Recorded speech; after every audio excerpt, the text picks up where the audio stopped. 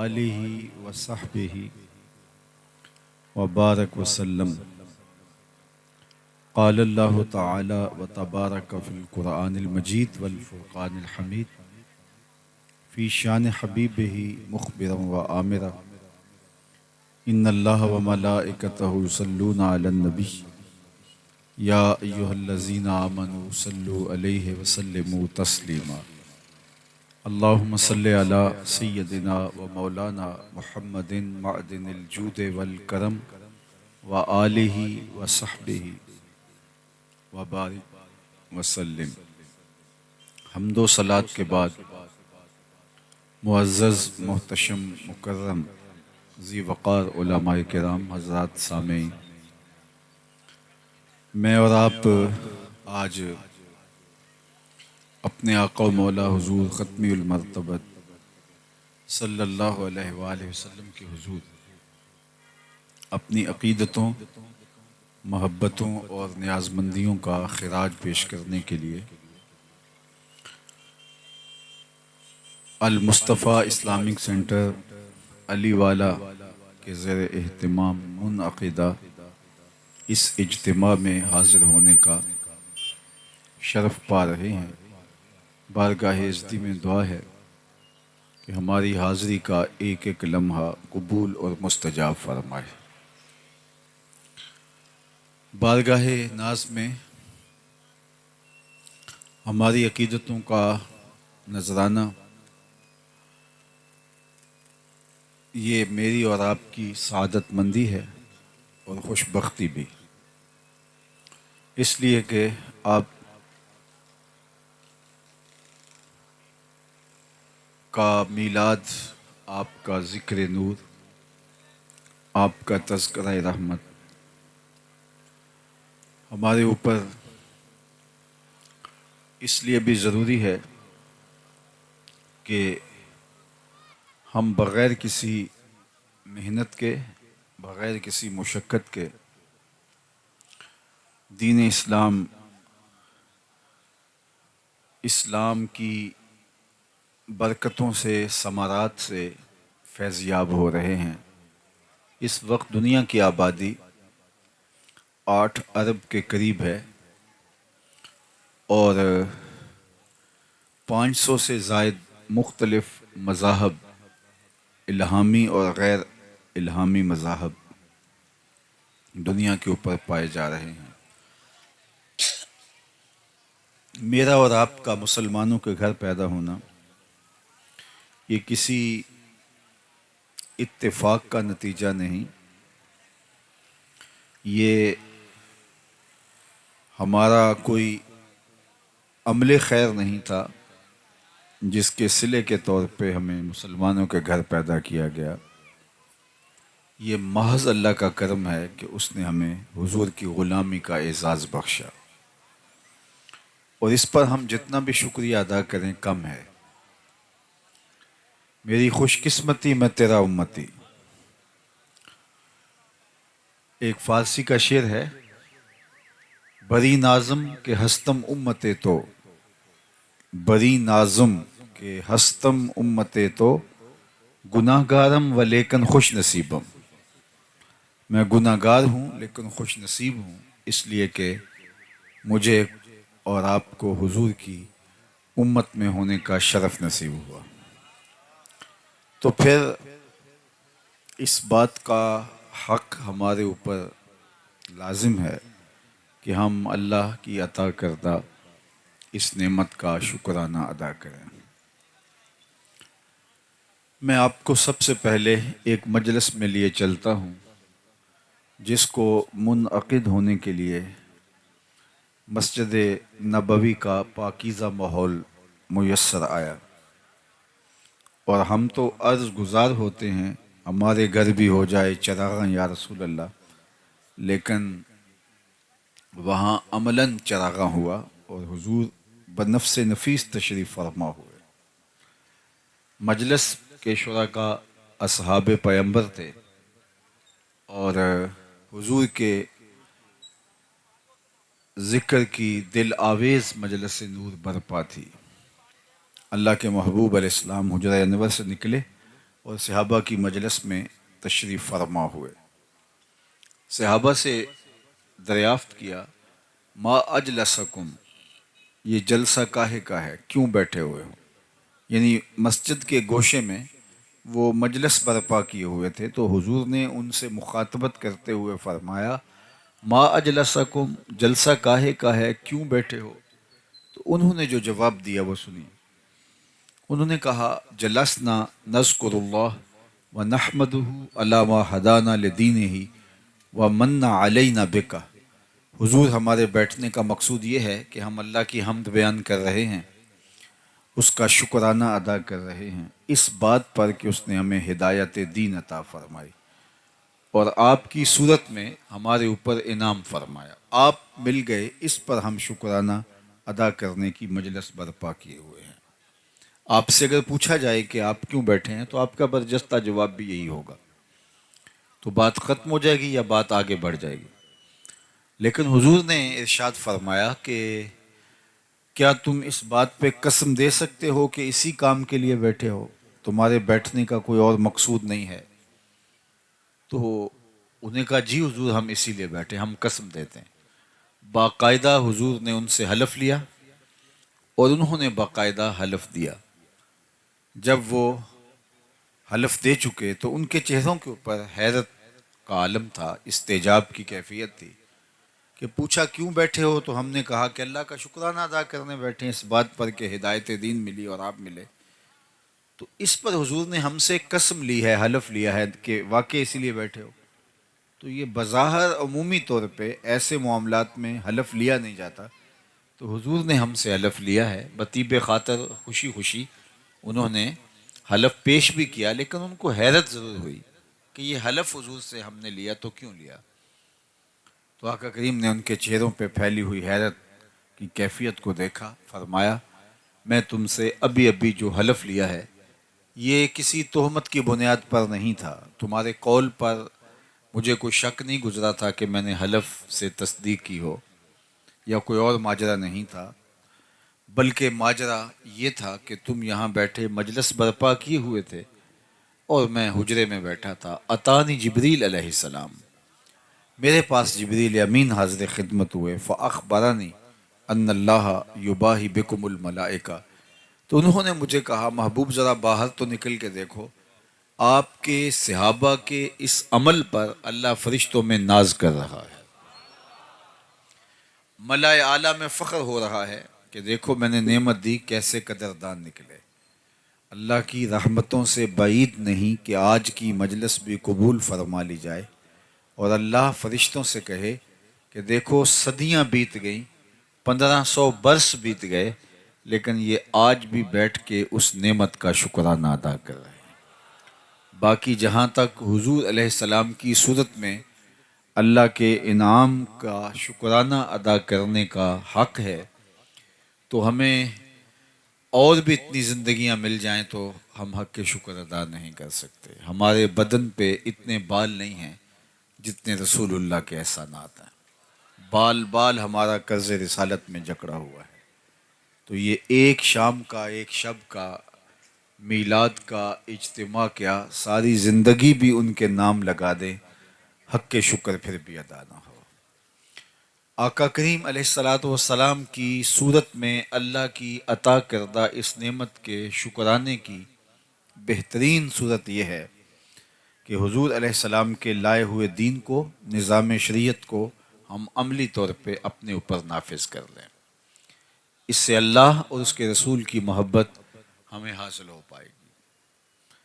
ایک دن حضور وضو فرما رہے تھے اور وضو کا پانی صحابہ زمین پہ نہیں گرنے دے رہے، وہ کسی کے ہاتھوں پہ ہوتا اور پھر وہ اس پانی کو اپنے چہرے پہ مل لیتے، اور جسے یہ پانی میسر نہ آتا وہ کسی دوسرے صحابی کے گیلے ہاتھوں سے ہاتھ رگڑ کے اپنے چہرے پہ مل لیتے تاکہ اس کی تری سے، تراوت سے اپنے لیے سامان راحت کیا جائے۔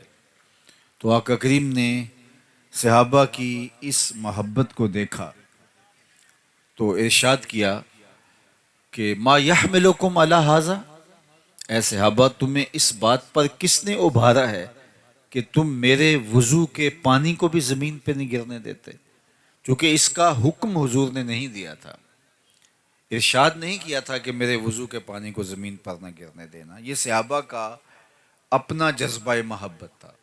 تمام چیزوں کے لیے حکم کی ضرورت نہیں ہوتی، محبت محبوب کو راضی کرنے کے ڈھب خود بھی سیکھتی ہے۔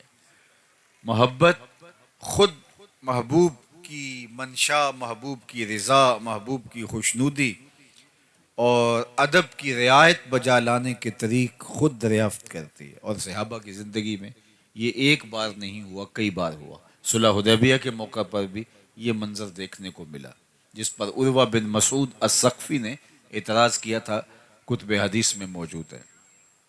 حضور لعاب پھینکتے ہیں، صحابہ حضور کے لعاب کو اپنے ہاتھوں پہ لیتے ہیں اور اپنے چہروں پہ مل لیتے ہیں۔ بلکہ ایک دن حضور نے پچھنے لگوائے تو ایک لگن میں پانی، حضور کا بہا ہوا خون جو ہے وہ جمع کر لیا گیا۔ ایک صحابی کے ہاتھ میں وہ پیالہ دیا اور فرمایا اس کو جاؤ ایسی جگہ بہاؤ جہاں کسی کے قدم نہ پہنچیں۔ تو وہ گیا اور ایک پتھر کی اوٹ میں بیٹھ کے خود نوش جان کر لیا۔ واپس پلٹا تو حضور نے فرمایا، ٹھکانے لگائے؟ جی حضور، ایسی جگہ پہ جہاں کسی کے قدم نہیں پڑ سکتے۔ تو حضور مسکرائے اور فرمایا، لعلک شربت، شاید تم نے پی لیا ہے۔ قال نعم، جی حضور، میں نے سمجھا ایسا مشروب کہاں ملے گا، میرے خون میں حضور کا خون شامل ہو جائے تو اور کیا چاہیے۔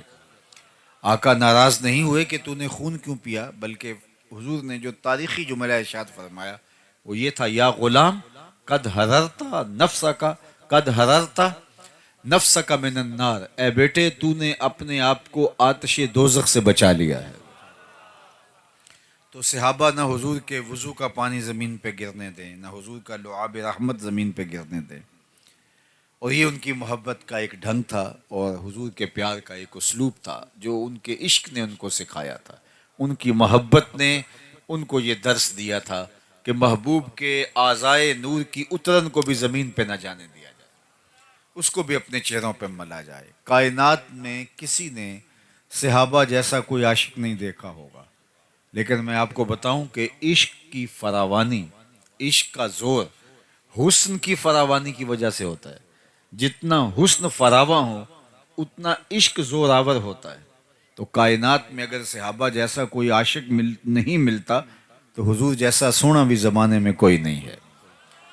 لکھاں آئے لوک زمانے تے محبوب خدا جیا کوئی نہیں، لکھاں سونے بن بن بیندے نے اودی خاک پا جیا کوئی نہیں۔ حضرت ابو ہریرہ تو بولے، کل قمر لیلۃ البدر لم ارا قبلہ ولا بعدہ مثلہ۔ کیا پوچھتے ہو، حضور 14ویں رات کے چمکتے ہوئے چاند کی طرح تھے۔ پھر کہا نہیں نہیں نہیں، حضور جیسا نہ پہلے دیکھا نہ بعد میں دیکھا۔ حضرت حسان بن ثابت بولے، کیسے دیکھتے، کسی ماں نے جنم دیا ہوتا تو دیکھتے۔ خدا نے وہ سچائی پن چھڑیا جدے وچ محمد نو ٹالیا سی۔ حسینہ جمیلاں دا منہ موڑ دیتا، محمد بنا کے قلم توڑ دیتا۔ وہ پیکر تراشا، وہ حسن دیا، وہ جمال بخشا، وہ خوبصورتی دی۔ اللہ اکبر کہ حسن ختم ہے۔ کسی نے کہا تھا کہ حسن جدا پانی پرے عشق بھی غلامی کرے، حسن ادا پانی پرے عشق بھی غلامی کرے، چند سینہ چیر دے وے جدوں اشارہ کرے، جڑا انہوں ویکھے پھرے دل نو سنبھالدا، لب کے لے آواں کتھوں سونا تیرے نال۔ وہ جمال دیا، وہ خوبصورتی دی۔ آپ نے محبت کی لوک داستانیں سنی ہوں گی، لیکن کبھی آپ نے یہ نہیں سنا ہوگا کہ کسی محب نے محبوب کے لعاب کو اپنے ہاتھوں پہ لیا ہو اور اپنے چہرے پہ ملا ہو۔ لیکن یہاں محبت کے ایسے مظاہر بھی دیکھنے کو ملتے ہیں۔ اب حضور وضو کرتے ہیں، صحابہ وضو کے پانی کو زمین پہ نہیں گرنے دیتے، چہروں پہ مل لیتے۔ آقا کریم نے ان سے پوچھا، ما یحملکم علی ھذا، میں نے تو اس کا حکم نہیں دیا، تم ایسا کیوں کر رہے ہو؟ تو سنیے اس کا جواب۔ انہوں نے کہا، حب اللہ و رسولہ، اللہ اور اس کے رسول کی محبت کا تقاضا یہ ہے کہ ہم اس وضو کے پانی کو زمین پر نہ گرنے دیں۔ تو اللہ کے محبوب نے ان کی تردید نہیں کی، ان کو اس کام سے روکا نہیں، ان کو اس کام سے منع نہیں کیا، بلکہ اللہ کے محبوب کی دور اندیش نگاہ آنے والے حالات کا ملاحظہ فرما رہی تھی کہ آنے والے لوگ کہیں محبت کے ان مظاہر پر ہی موقوف نہ رہیں اور باقی دین ان کی نظروں سے اوجل نہ ہو جائے اور ترک نہ کر بیٹھیں۔ تو آقا کریم نے صحابہ سے مخاطبت کرتے ہوئے فرمایا، صحابہ تمہارا یہ عمل اس لیے ہے کہ اللہ اور اس کے رسول کی محبت، تو سنو جو اللہ اور اس کے رسول کی محبت چاہتا ہے اور یہ چاہتا ہے کہ اللہ اور اس کا رسول اس سے محبت کرے اور وہ اللہ اور اس کے رسول سے محبت کرے، تو اس کا یہ کام اپنی جگہ پہ اس کو 3 کام کرنے چاہیے۔ سب سے پہلی بات، جب بولے سچ بولے، اس کے زندگی میں کبھی جھوٹ نہیں بولنا چاہیے۔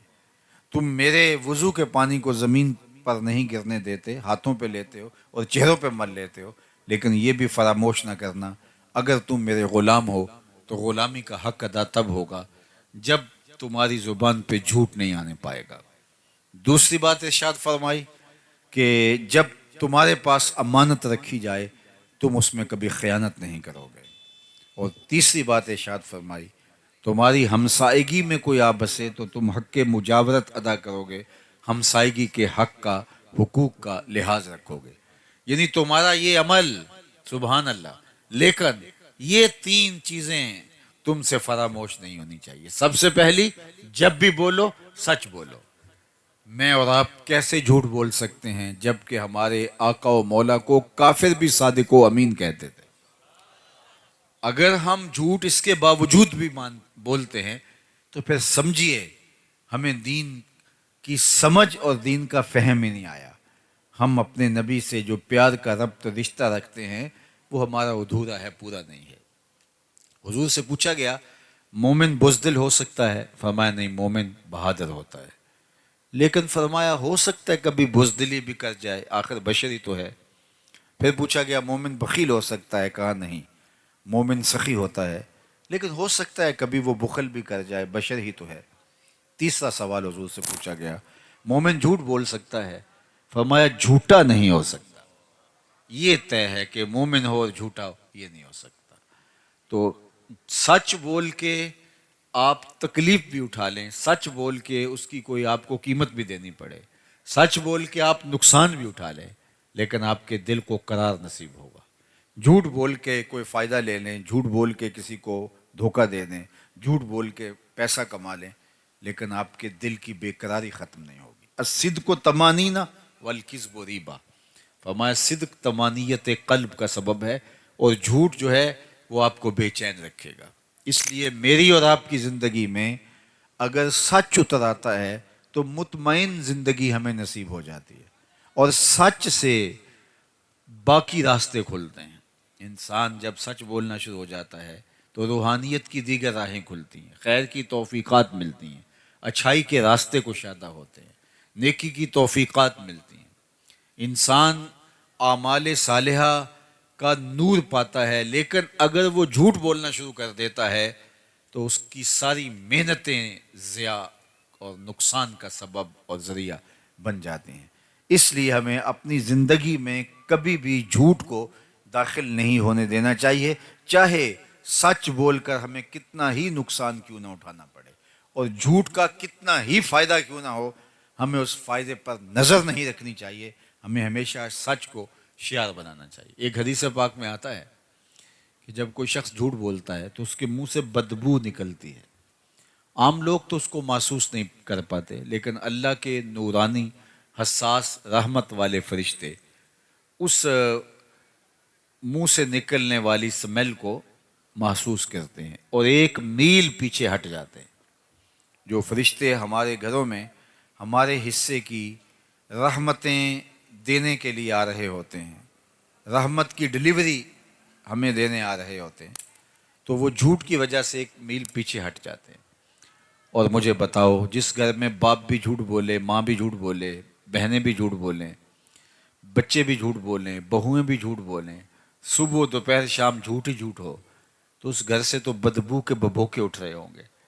فرشتے کئی میل باہر وہ خیر کے برکت کے پارسل لیے ہمارے حصے کے شہر سے باہر کھڑے ہوں گے کہ آگے جا کیسے پائیں، آگے تو عفونت پھیلی ہوئی ہے بدبو کی وجہ سے۔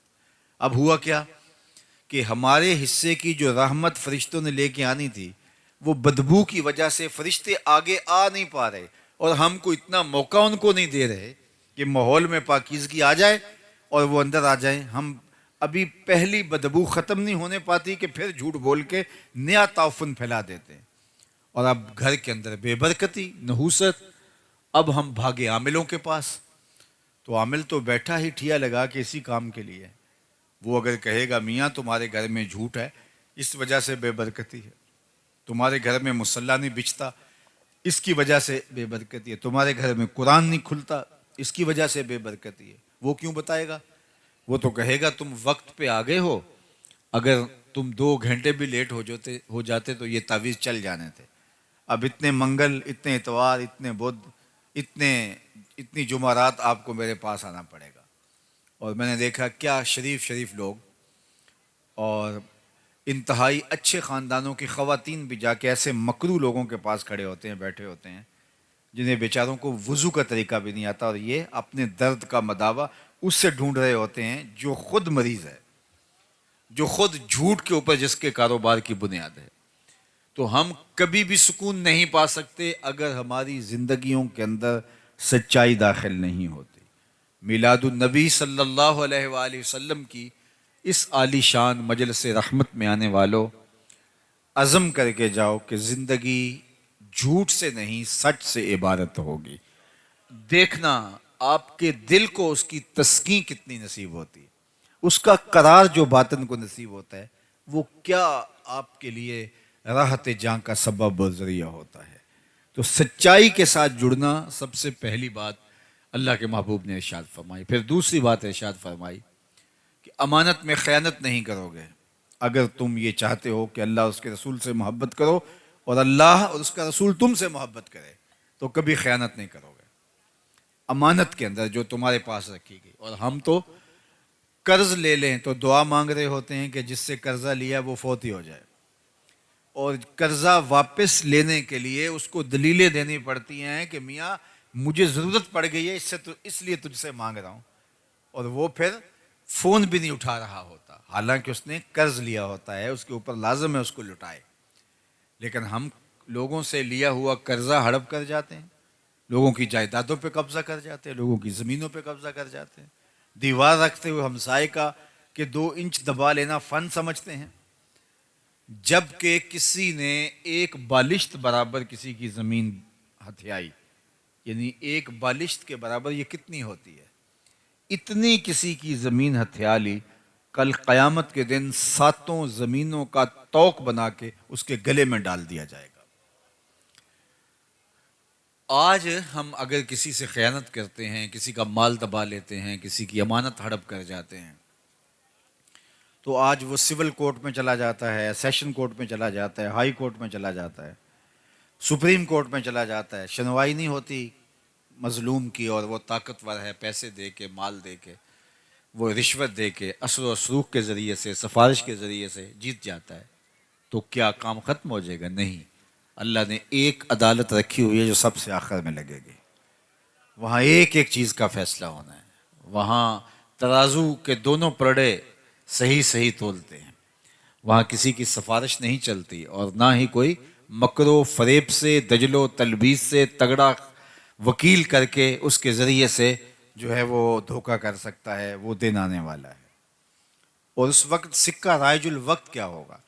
آج تو کسی کا کوئی ہم حق مار لیں تو پیسے دے کے جان چھڑا لیتے ہیں، قیامت کے دن تو پیسہ کسی کے پاس نہیں ہوگا، سارے پیسے یہاں چھوڑ جائیں گے، قیامت کے دن ساری زمینیں دولتیں یہاں چھوڑ جائیں گے، خزانے مال مویشی سب یہاں چھوڑ جائیں گے، وہاں تو کچھ بھی نہیں ہوگا ہمارے ہاتھ میں۔ کیا ہوگا؟ وہاں سکہ رائج الوقت اعمال ہوں گے۔ اگر کسی نے کسی کا حق غصب کیا ہوگا تو اس کے بدلے کے اندر چھٹنے کے لیے اس کو اپنے عمل دینے پڑیں گے، اور اگر عمل دے کے بھی جان نہ چھوٹتی ہوئی تو اس کے گناہ لینے پڑیں گے۔ اور اگر کسی نے کسی کے 3 پیسے دبائے، 3 روپے نہیں، 3 پیسے دبائے، اس کے عوض میں اس کو 700 نمازیں جو جماعت کے ساتھ پڑھی ہیں وہ دینی پڑیں گے۔ صرف 3 پیسوں کے عوض 700 نمازیں عمل کی اس کے بدلے میں دینی پڑیں گی، تب وہ 3 پیسوں کا حساب برابر ہوگا۔ اور جو لاکھوں دبا چکا ہے، میں تو حساب کر رہا تھا ایک دن کہ اگر 2-3 ہزار روپے بھی اگر کسی نے دبا لیے تو ساری زندگی کے عمل، نمازیں، حج، عمرے سب کچھ چلا جائے گا۔ تو سب سے پہلے ہمیں اپنی آخرت کو صاف کرنا ہوگا اور اپنے انجام اور معال کار کی بہتری کے لیے کوشش اور محنت کرنی ہوگی۔ یہ زندگی بڑی تیزی کے ساتھ گزر رہی ہے اور میں اور آپ لمحہ لمحہ موت کے قریب ہو رہے ہیں، تو کہیں مغالطے میں نہ رہیے گا۔ آج ایک بندہ ساری زندگی رشوت لیتا ہے، مال لوٹتا ہے اور لوگوں کی جیبوں پہ نظر رکھ کے لوگوں کو بلیک میل کرتا ہے، اور ریٹائرمنٹ کے بعد وہ ٹوپی پہن کے پہلی صف میں آ کے بیٹھ جاتا ہے۔ اللہ اس کے سجدے قبول کر لے، مجھے کیا اعتراض ہے؟ لیکن جو لوگوں کو دیے گئے چکر ہیں، لوگوں کا لوٹا ہوا مال ہے، وہ بہر صورت اس کو ادا کرنا پڑے گا۔ یہاں نہیں اگر کرتا تو قیامت کے دن اس کو بہر صورت ادا کرنا پڑے گا۔ وہ دن آنے والا ہے، ثم لتسألن یومئذ عن النعیم۔ اس دن ایک ایک نعمت کے بارے میں پوچھا جائے گا اور ایک ایک چیز کا سوال ہوگا۔ تو قبل اس سے کہ وہ وقت آئے، کوئی حجت باقی نہ رہے، مجھے اور آپ کو اپنے اعمال کی جواب دہی کے لیے تیار ہونا چاہیے۔ دیکھو، امانتوں کو واپس کرنا، اور وہ کوئی ٹھوس چیز ہو، پیسے ہوں، مال ہو، مویشی ہوں، وہ تو بڑی بات ہے۔ ہمارا دین تو اتنا حساس ہے کہ اگر تم سے کوئی بات کر رہا ہو اور بات کرتے کرتے وہ دائیں بائیں دیکھے تو فرمایا گیا کہ یہ بات تمہارے اوپر لازم ہے کہ امانت ہے، اس کو تم کسی کے آگے بیان نہیں کرو گے، اس لیے کہ بات کرتے ہوئے اس نے دائیں بائیں دیکھا تھا، اس لیے وہ چاہ رہا تھا کہ میری بات کسی تک نہ پہنچے۔ اب تمہارے سینے میں امانت بن کے ساری زندگی رہنی چاہیے۔ تو جو دین اتنا حساس ہے کہ باتوں کی، امانتوں کے اندر بھی خیانت نہ ہو، تو کوئی کسی کا مال ہتھیا لے اور خیانت کرے تو ہمارا دین کیسے اس کو گوارا کر سکتا ہے؟ اور آخری بات جو اللہ کے محبوب نے ارشاد فرمائی وہ یہ تھی کہ تمہاری ہمسائیگی میں کوئی آ بسے تو حق مجاورت ادا کرو گے، ہمسایوں کے حق ادا کرو گے۔ ہمسائے کے حقوق کے بارے میں فرمایا کہ مجھے اس قدر تاکید کی گئی، اللہ کے پیارے محبوب صلی اللہ علیہ وآلہ وسلم ارشاد فرماتے ہیں، مجھے ہمسایوں کے حقوق کے حوالے سے اس قدر تاکید کی گئی کہ مجھے لگا کہیں وراثت میں حقدار نہ ٹھہرا دیا جائے، اس قدر تاکیدات فرمائی گئی۔ اللہ اکبر۔ اور قیامت کے دن سب سے پہلے جو شکایت لے کے حاضر ہوگا وہ ہمسایہ ہوگا کہ اس نے مجھے دکھ دیا تھا، ہمسائیگی کا خیال نہیں رکھا۔ سب سے پہلے جو پیش ہوگا شکایت لے کر وہ ہمسایہ ہوگا۔ تو یہ مجھے اور آپ کو دیکھنا چاہیے، اور یہ بات ذہن میں رکھیے گا، ہمسایہ وہ نہیں ہے جس کا دروازہ آپ کے دروازے کے سامنے ہے، جس کی دیوار آپ کی دیوار کے ساتھ لگتی ہے، صرف وہی ہمسایہ نہیں، 40 گھروں تک ہمسائیگی ہوتی ہے۔ تو آپ کے طرف میں جو 40 گھر ہیں وہ ہمسائے ہوتے ہیں۔ تو اگر اس یونٹ کو ہم سنبھال لیں اور 40 گھر جو ہمسائے بنتے ہیں وہ ایک دوسرے کا خیال رکھنا شروع کر دیں، اور وہ اپنے اوپر لازم قرار دے دیں کہ ہم اپنے ہمسایوں کا خیال کرنا ہے، ان کی بیٹیاں جوان ہیں تو وہ ہماری بیٹیاں ہیں، ان کے ہاتھ ہم نے پیلے کرنے، اگر وہ غریب ہے تو۔ بچے بڑے ہو رہے ہیں اور وہ تعلیم پانے کی اہلیت نہیں رکھتے، مالی اسباب ایسے نہیں ہیں، تو ہمسایوں کی ذمہ داری ہے کہ وہ ان کی تعلیم کا بندوبست کرے۔ اگر اس یونٹ کو ہم سنبھال جائیں تو میں سمجھتا ہوں کہ یہ یونٹ ایسا ہے جو معاشرہ کھڑا کر دے، اور 2-3 جو ہمسائیگی کے دائرے ہیں یہ مل کر ایک مسجد کا نظام بنتا ہے۔ 100-125 لوگوں کے گھروں کے اندر ایک مسجد ہوتی ہے، اور مسجد کی انجمن ساری نظر مولوی صاحب کے اوپر رکھنے کی بجائے محلے کے غریبوں پر، لاچاروں پر، کمزوروں پر، بیوگان پر، اراملہ پر، مساکین پر، یتامہ پر، کمزوروں پر رکھیں، اور وہ مل جل کر کے اس محلے کو ایک دوسرے کے لیے ہمدردی ایثار کے جذبوں سے بھر دیں، تو ایک صالح اور پاکیزہ معاشرہ ترتیب پائے گی۔ لیکن میں اور آپ اپنی زندگیوں میں اگر غور و فکر اور تدبر کریں تو ہم اپنی ذاتی زندگی جی رہے ہوتے ہیں، ہمیں اپنے ہمسایوں سے کوئی غرض نہیں ہوتی، اور جس کا عملی نتیجہ کیا ہے کہ ایک نہ صالح معاشرہ بن سکا اور نہ ہی مطمئن معاشرہ بن سکا، اور جس کا نتیجہ یہ ہے کہ بس ہم ایک خود غرض معاشرے کے ایک فرد ہیں جو ہجوم کے اندر رہ کے بھی تنہائی کا شکار ہیں. تو ہمیں دوبارہ اپنے آپ کو دیکھنا ہوگا، دین کو دوبارہ سمجھنے کی کوشش کرنا ہوگی، دوبارہ ریوزٹ کرنا ہوگا دین کو. کیونکہ ہم ممبر و محراب سے عمومی طور پہ فضائل کے باب ہی سنتے سنانے کے عادی ہو گئے ہیں، لیکن ہمیں دوبارہ خود بھی غور کرنا ہوگا کہ ہمارے دین نے ہمیں رشتہ داروں کے حقوق دیے ہیں، ہمسایوں کے حقوق دیے ہیں، ماں باپ کے حقوق دیے ہیں. بلکہ حضور نے فرمایا راستوں میں نہ بیٹھا کرو. عرض کی حضور یہ تو ہمارے بیٹھنے کی جگہ ہیں. فرمایا پھر اس کا حق ادا کرو. عرض کی حضور حق الطریق کیا ہے؟ فرمایا امر بالمعروف نہی عن المنکر، اور راستے میں گری پڑی کوئی چیز اٹھانا تاکہ راستے کی رکاوٹ ختم ہو، اور اگر کوئی بھٹکا ہوا شخص ہو تو اس کو راستہ دکھانا.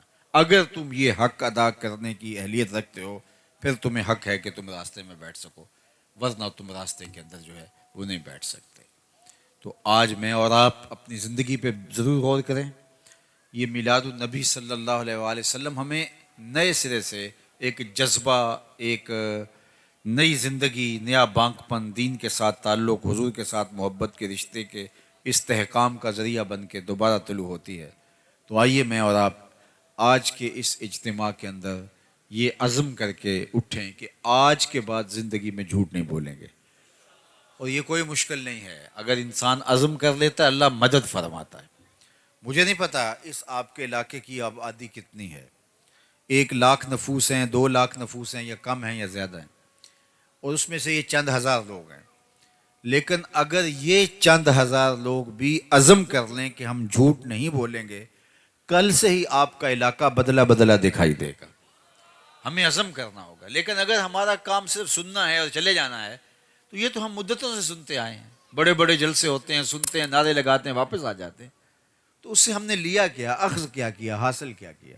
مجھے بتائیے، آپ کسی دعوت میں جائیں اور کھانے دیکھ کے آ جائیں تو اس سے آپ کی پیاس مٹ جائے گی، بھوک مٹ جائے گی. آپ جب کسی کھانے کی مجلس میں جاتے ہیں تو اپنی ضرورت کے مطابق آپ حلق سے نیچے اتارتے ہیں. تو آپ جب اس مجلس کے اندر آئے ہیں تو پھر عمل کا حصہ لینا چاہیے. صحابہ حضور سے 10 آیات سیکھتے تھے، اگلی 10 پر تب عمل کرتے تھے، 10 تب سنتے تھے جب پہلی 10 پہ عمل ہو جایا کرتا تھا. تو مجھے بھی اور آپ کو بھی عمل کی طرف بڑھنا ہوگا، چونکہ نماز عشاء کا وقت ہوا چاہ رہا ہے اور میں اپنی گفتگو کو طوالت نہیں دینا چاہتا. اللہ کی بارگاہ میں آپ سارے لوگوں کی آمین کے ساتھ دعا ہے کہ اللہ تعالی ہمیں ان چیزوں پہ توفیق عمل عطا فرمائے.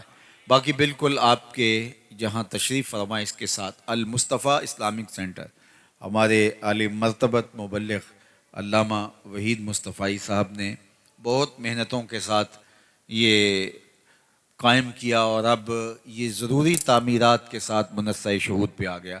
تعلیم و تعلم کا باقاعدہ سلسلہ بھی وہاں جاری ہے، اور مزید اس کی توسیعات بھی جاری ہیں. تو میں آپ سے کہوں گا کہ صرف یہ ایک دن کے لیے یہاں جمع ہو کر کے اپنے جذبوں کا اظہار نہ کیجیے، بلکہ اس مرکز کے ساتھ عملی طور پہ وابستہ ہو جائیے.